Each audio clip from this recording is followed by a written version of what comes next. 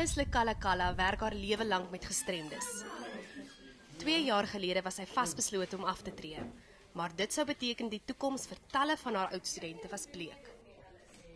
En dit is hoe haar sorgsentrum, Wagona, wat jy kan beteken, tot stand gekom het.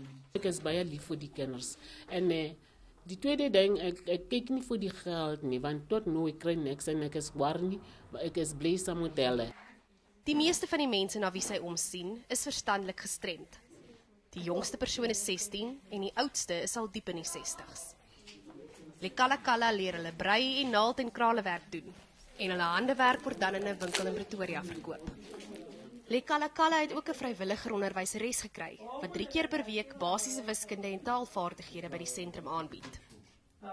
You must be patient because they came here. Some of them they can't even write. You must teach them to write A, B, C to show them.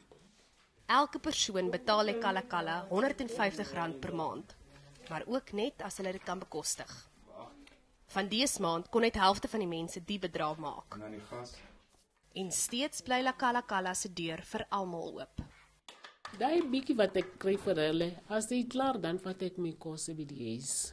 Hoe Lekalakala dit regkry om elke persoon hier minstens 2 etes 'n dag te gee en die sorgsentrum se deure oop te hou, weet net sy.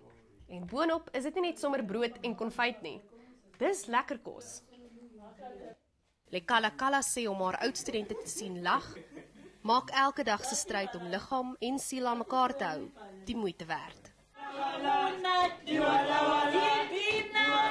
En wanneer hulle eers begin sing, besef jy werklik die waarde van die sentrum.